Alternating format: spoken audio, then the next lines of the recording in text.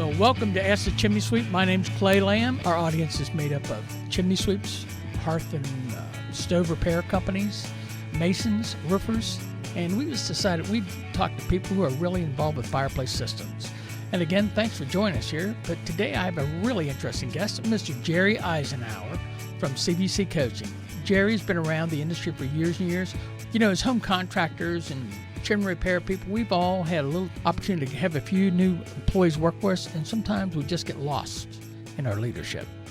As many of you know, Jerry is a John Maxwell trainer, and I would like him to share a little bit of the law of solid ground. It kind of gives you an insight, a foundation to start building on leadership. How about it, Jerry? You want to bring it to us? The law of solid ground is, this is the foundation of leadership. This is what it's all about. This is going to be one of the key factors, and the foundation is trust. Trust, Clay. Who can you trust, and can people trust you? Trust is kind of like pocket change in a leader's pocket. Every single time that you make good leadership decisions, you're going to add more change into your pocket. Every single time you make poor decisions, you're going to give out some of that change. All leaders, you got a certain amount of change in your pocket when they start in a new leadership position. When you're out of change, guess what? You're out as a leader. Charisma is going to get you through the door. Charisma. We know these kind of people. We've talked to them, and they have a way of just bringing people to you. If you look at it, some of the worst dictators in history had a charisma that when they spoke, that people followed them. If you look, this was one of the factors that I hate to bring this up because I want to keep this positive, but Adolf Hitler had a charisma that people listened to him, and from this was how he was able to do the terrible things that he did. Because we got to remember, as you develop as a leader, you can do good things or you can do bad things. So this is where you got to do. Charisma is going to get you through the door. But here's the whole thing. Character is going to keep you inside the door. It's an inside job. Because if you also research Adolf Hitler, who had this charisma, he had to imprison his people. Clay, did you know that the majority of the fighter pilots that flew for the Luftwaffe were not members of the Nazi Party? Jerry, I can't even say Luftwaffe.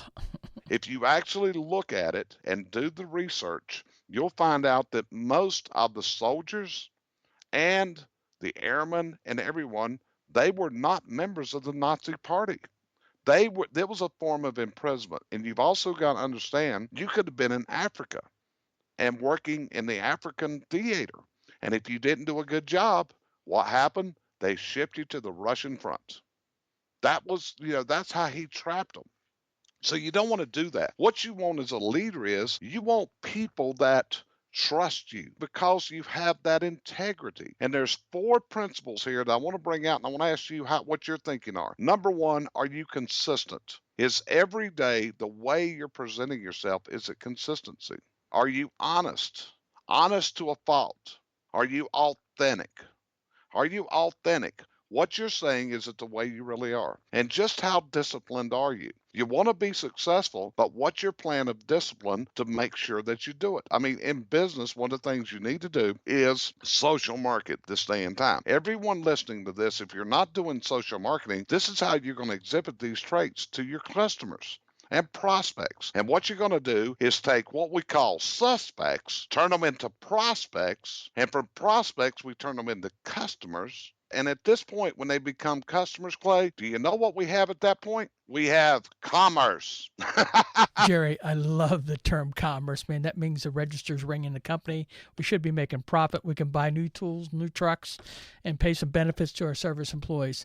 Jerry, you said something really interesting. The consistency is one thing, but the honesty is a really important issue. I remember years ago, the guys were even talking about, I had a guy work for me, thought it was okay to take the cash under the table, and I told him, if you can't trust me in little things, you're not going to trust me in the big things. So I really had to make a decision for him to understand I don't put it in my pocket. You have to see it go through the computer register.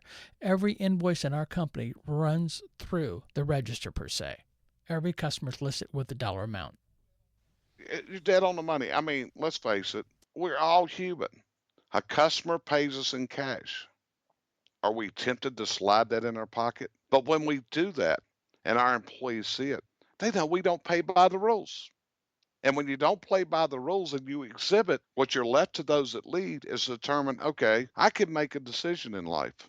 I can live by part of the rules, but I don't have to live by all of them, because what you also become when you become this leader, you're going to become a father figure. You're going to be shaping the mind and the attitudes of those that follow you. And as you shape this brings on a tremendous responsibility. As you shape these people in life, you're responsible now, because as the leader, you are affecting fellow human beings. If you're an effective leader and someone that you're leading fails, believe it or not, you're going to take that failure harder than the person that failed. Did you know that, Clay?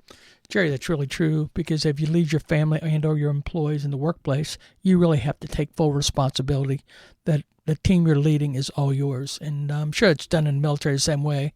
And we might look them as casualties. If they screw up, we are responsible for it. I have to agree with you, buddy.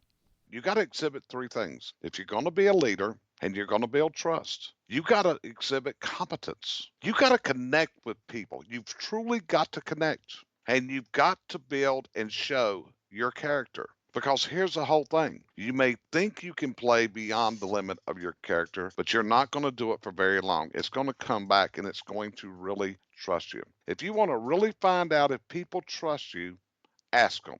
When you feel that there is something between you and another fellow human being, here's my advice to you. Tell them you need 5 minutes of time and say the following.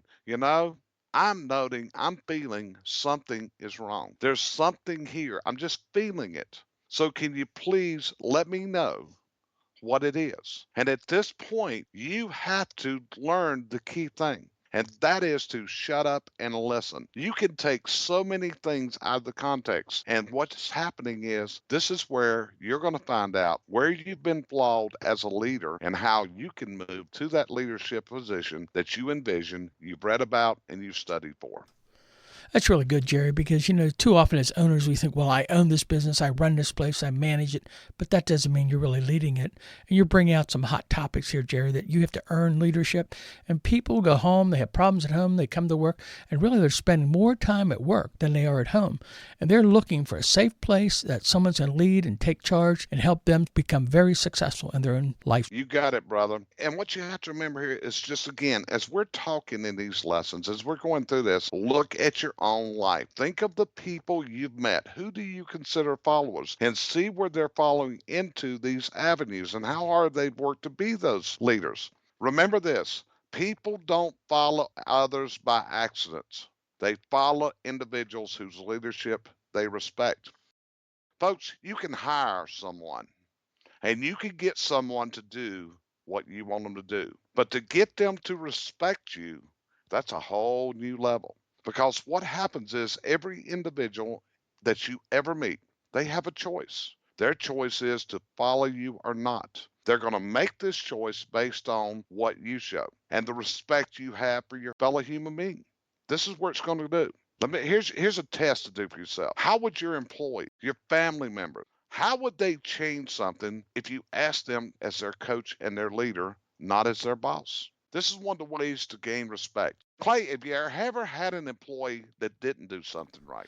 Jerry, come on, man. 35 years, probably 50 to 100 employees. I'm like you. Nobody ever doesn't like me. Okay.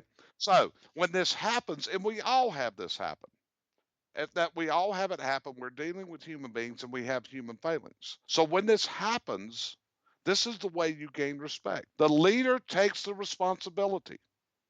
We messed up. We, not you, we messed up. Undoubtedly, there's some tool, some training, some communication I'm not shared with you. And that's not fair to you. So, what I need to know is how do I improve so and we don't make this mistake again? And at this point, again, it's that classic time to shut up and listen. And what you've got to do at this point, and this is key, you've got to listen and let that person say everything that they want to say and not disturb them. And if you really want to move to the next level, Clay, here's a little secret. And the secret is as they're talking, make notes. Write it down, because what's happening when you start making notes on what other people says, this is what they're thinking. What I'm saying is so important. He is listening to me and he's even making notes. And it's showing that you respect the others. It's showing you as a human being, you respect other people. It's going to build your people up exponentially. You're going to be working and giving them their needs. You're going to give them their hopes. You're going to give them their desires. Hey, Jerry, I really agree with that idea. It is not fair to them. Too often we throw the edict down, expect them to know it, but we really don't walk it through with them. We don't explain it to them carefully. And I guess where I've been shortcoming to my employees sometimes is that I really haven't explained it carefully enough. Let me turn this around to something that will really play for you, Clay. How important to a home service contractor this day and time is an internet review? Jerry, I can't explain how important it is to have internet reviews. We work very diligently on getting them. We use Angie's List and Google. Google is probably the most important for us because it shows up on the maps and always puts us up on tops. And we have hundreds of reviews. If you ask Angie's List and any other one out there, especially Google and Yelp, because they really sell the job prior to us getting there. They're hearing the other people talk about the service they already received. Let's go a little deeper. What's it feel like when you get we will call it a scathing review? Come on, Jerry, we've never had a bad review. Everybody loves us. If I could give you an instance of a man that had the worst reviews you could get at 5 p.m. one day on every media that the customer could get their fingers to, and at 10 o'clock the next morning, this was changed to 4-star reviews throughout. What would you say, Clay? Jerry, what it shows to me that the manager of the company really understood there was a problem there, and he was going to handle it as professionally as he could and try to retrieve that customer. The thing I run into, Jerry, is if you leave a bad review unattended, it only festers and gets worse with the potential other customers, and you have to deal with it aggressively. That's exactly what he did. I wish I could have had a video camera that day because I could not simulate this. In fact, I will even tell you the gentleman's name. His name is Chuck Roydhouse. Have you ever heard of Chuck Roydhouse? He's a true leader in our industry, Jerry. That's it. Well, Chuck Roydhouse, the next morning, this happened. I was in Chuck's office. And this came in, and I was there working with his guys in the training. And the next morning, come in, went over with the guys to see what was going on. And then at that point, the customer called him. It was probably 8:30 in the morning. And do you know what he did that made this happen? He asked the customer, "What's wrong?" And at this point, he didn't say a word. He simply listened. When she got done talking, I watched his face, Clay. There was no change in his facial expression. You ever watch somebody talk to somebody else on the phone and watch their faces get funny and things? No. He was 100% controlled and composed. His voice never wavered. He never argued with her. He took the responsibility. He didn't try to dodge it.